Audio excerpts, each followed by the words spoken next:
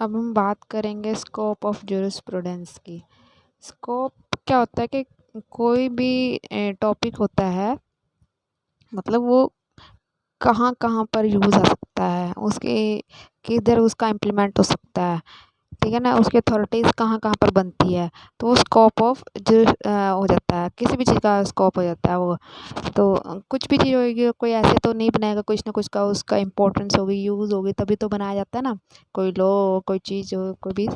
तो ऐसे ही scope of jurisprudence है। स्कोप ऑफ ज्यूरिस्प्रूडेंस क्या क्या हो सकते हैं? सोर्स ऑफ लॉ किधर से लिया गया है, legal concept, administration of justice, law and society, legal personality, justice, modern development.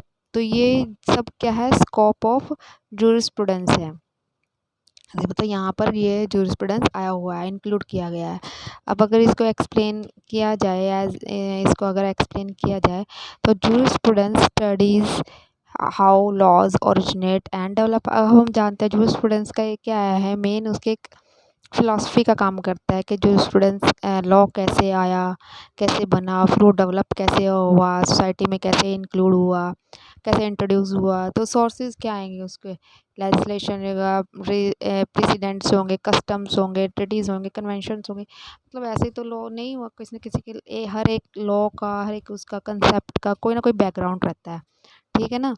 तो वैसे ही जो पुराने दिए हुए जजमेंट हो गए, प्रेसिडेंट्स हो गए, उनको जो है वहाँ से कि कुछ ना कुछ उसका आधार बनाया जाता है, सोर्स बनता है उसका।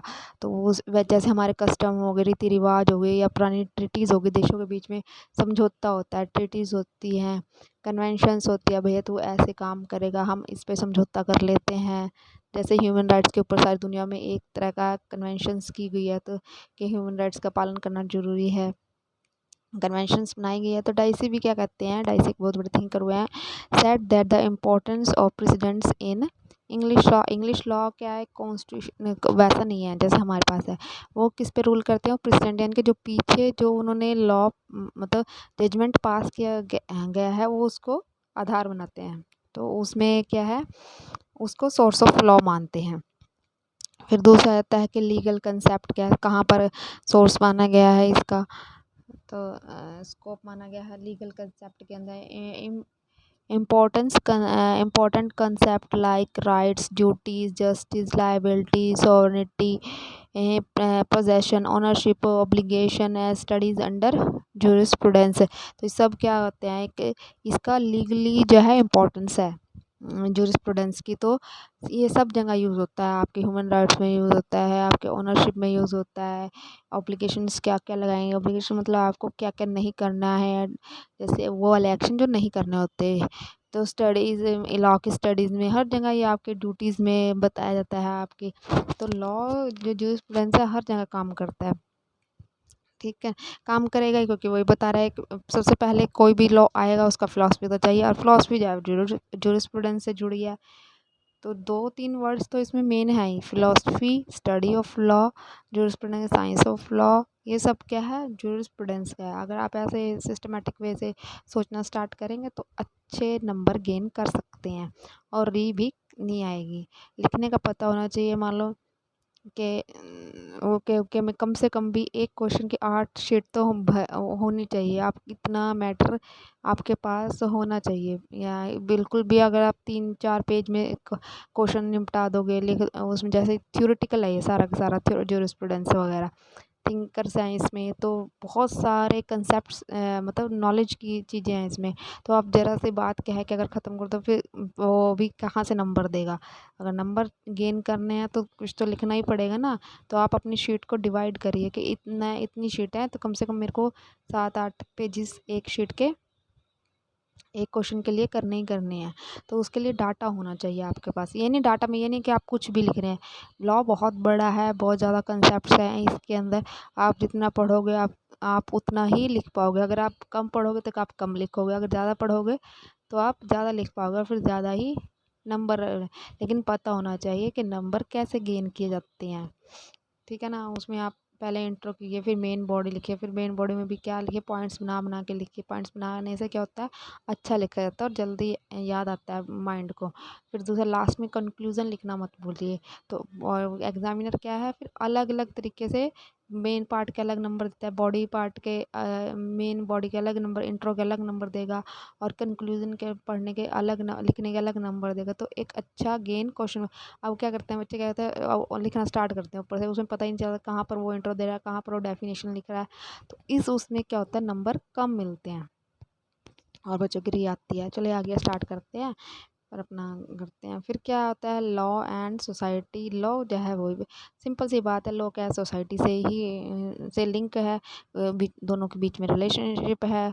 अगर क्या है, और उस वो कहाँ से आया है, कौन लिंक बनाता है, जूरिस्प्रूडेंस ही बनाता है। उसका रोज पॉन्ड कहते हैं, law should balance competing interest and serve as a means of social engineering. एक तरह से सोशल इंजीनियरिंग, क्योंकि क्या करता है ये, बीच में क्या करता है, एक लिंक बनता है, बैलेंस बना के रखता है समाज में और लॉ के बीच में, एक बैलेंस बना के रखता है।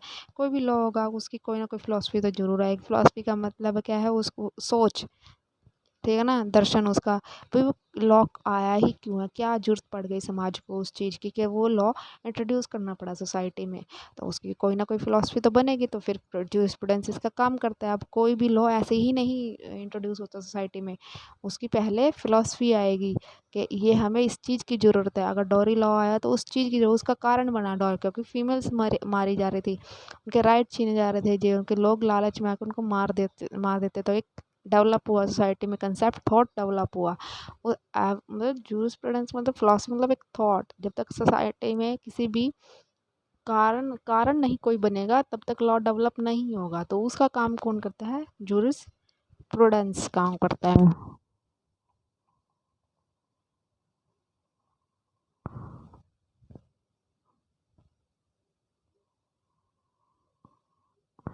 लॉ अगेंस्ट डॉरी हो गया, डोमेस्टिक वायलेंस हो गया, एनवायरनमेंट प्रोटेक्शन हो गया, सब क्या है, लॉ और जो है हमारी सोसाइटी जुड़ी हुई है।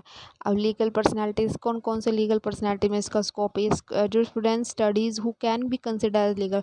लॉयर्स हो गए हमारे सारे, क्या हो गए, जज हो गए, क्या हो गए, एडमिनिस्ट्रेशन हो गया, ये सब इस काम करने वाले हैं। तो लीगल कहीं वो काम तो कर रहा ही ना, उनकी जरूरत तो पड़ रही है ना। मैं जस्टिस, क्या जस्टिस में आता है, jurisprudence examine different form of justice. अब डिफरेंट फॉर्म ऑफ जस्टिस जो है जूरिस्प्रूडेंस प्रोवाइड करता है, ठीक है, बताता है। मैं बेसिकली क्या है, फिलॉसफी है, हर चीज़ का कारण बताएगा कि क्यों ज़रूरत पड़े, किस तरह का जजमेंट है ये पास कर रहा है, जज ने जजमेंट पास किया तो किस तरह का होना चाहिए, ठीक है ना।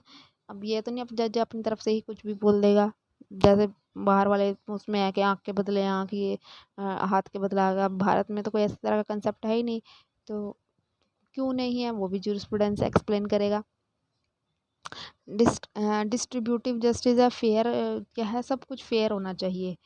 मतलब जस्टिस मिलना चाहिए सबको, फेयर मतलब समानता होनी चाहिए, अन्याय नहीं होना चाहिए। जजमेंट पास करते भी अन्याय नहीं होना चाहिए, नहीं कि किसी के खिलाफ फॉल्स जजमेंट पास कर दिया, ऐसे नहीं। और एक्टिव जस्टिस होना चाहिए, इक्वलिटी और फेयरनेस होनी चाहिए। मॉडर्न डेवलपमेंट में क्या है, मॉडर्न डेवलपमेंट में जो स्टूडेंट्स है ही इंक्लूड, क्योंकि जो student today includes human rights, जो स्टूडेंट्स है फैमिली फीमेल्स के लिए जो स्टूडेंट्स है, साइबर लॉ हो गया नया लाया। देखो पहले क्या था, आप मान लो जब सोसाइटी में लॉ कंसेप्ट आया होगा तो तब क्या साइबर लॉ था, नहीं था। लेकिन वो मॉडर्न टाइम के अकॉर्डिंग उसको क्या किया गया, साइबर लॉ को ऐड किया गया, आईटी लॉ को ऐड किया गया, और भी जो जैसे कॉन्ट्रैक्ट लॉ है, कंपनी लॉ है, ये जैसे जैसे सोसाइटी इवॉल्व होती गई वैसे वैसे लॉ बनते चले गए। तो उनकी फिलॉसफी बनती चली गई कि क्यों रिक्वायरमेंट है, और उस रिक्वायरमेंट को क्यों के कौन को आंसर करता है जूरिस्प्रूडेंस, उस क्वेश्चन को आंसर करता है कि क्यों, वाई। तो उसको आंसर कौन करता है, वो जूरिस्प्रूडेंस करता है, ठीक है। एडमिनिस्ट्रेशन में भी जस्टिस क्या ऑफ जस्टिस में जूरिस्प्रूडेंस ही एक्सप्लेन करता है। Jurisprudence studies how justice is deliver, कैसे जस्टिस डिलीवर होगा, कोर्ट के थ्रू होगा, लीगल इंस्टीट्यूट्स हैं हमारे पास, प्रोसीजर्स हैं हमारे पास।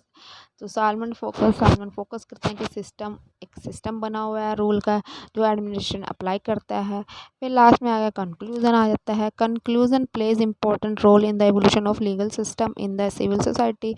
जो जूरिस्प्रूडेंस है वो एक इम्पोर्टेंट, सिंपल सी बात है, वही मैं बार बार बोल रही हूँ, कि जूरिस्प्रूडेंस का मतलब ही आपका एक थॉट प्रोसेस है जो समाज में आया, और थॉट प्रोसेस ने जब अनसिविलाइज्ड सोसाइटी थी उसको सिविलाइज्ड बनाने के लिए लॉ बनाया, कुछ रूल बनाए, कुछ रेगुलेशन बनाए, उनके पीछे उसका थॉट प्रोसेस था। उस थॉट प्रोसेस को ही जूरिस्प्रूडेंस बोला गया, जहाँ पर जस्टिस की बात हो, जहाँ पर न्याय की बात हो, जहाँ पर फेयरनेस की बात हो, जहाँ पर इक्विटी की बात हो, इक्वालिटी की बात हो, ठीक है ना, समानता की बात हो, जहाँ राइट्स की बात हो, तो उनको सबके पीछे कौन वर्क कर रहा है? जूरिस्प्रूडेंस वर्क कर रहा है। It makes uncivilised society into civil society, it provides a vision और a framework for to understanding the law and its underlining principle, जो कि समाज के लिए प्रिंसिपल्स बनाता है, सिस्टम के लिए प्रिंसिपल्स बनाता है कि आपको एक सोसाइटी को सिविल सोसाइटी कैसे बनाना है। तो वो कौन बना रहा है? जूरिस्प्रूडेंस उसको क्या करता है? उसकी थ्योरेटिकली डिफाइन करता है। जूरिस्प्रूडेंस क्यों होना चाहिए? It provide guidance to lawyers, guidance provide करता है लॉयर्स को, कैसे ये लॉ आया, कैसे कंसेप्ट इवॉल्व हुआ। तो वो कौन कर रहा है? जूरिस्प्रूडेंस इवॉल्व कर रहा है। पॉलिसी मेकर्स को हेल्प करता है, डिसीजन मेकिंग में हेल्प करता है। मतलब एक तरह से फर्स्ट स्टेप है लॉ का, कि आपको कोई भी चीज़ समझनी है लॉ का, उसका बैकग्राउंड जो है जूरिस्प्रूडेंस में ही मिलता है। आपको अच्छा लगा के हिसाब से और वीडियो कंसेप्ट वाइज डालूंगी, जितने भी सिलेबस हो सकेगा कवर करेंगे। सबसे पहले तो जो लैंड लॉ है उसमें बड़ी दिक्कत आती है, उनके ना तो बुक्स मिलती हैं उसकी अच्छे से, और वो पता भी नहीं चलता, बहुत ज़्यादा कन्फ्यूजिंग है, बच्चों को बहुत सारे कंसेप्ट उसमें क्लियर ही नहीं होते, फिर वो लिख भी नहीं पाते। फिर बहुत सारी रीज आती हैं, बहुत ज़्यादा री आती हैं कि ओके में लिखने का ही नहीं पता है कि कितना लिखना चाहिए। कन्फ्यूज़न हो जाती है, इतने कंसेप्ट हैं, बहुत ज़्यादा कंसेप्ट के अंदर कंसेप्ट है। सो धीरे धीरे सारे कवर करेंगे। Thank you.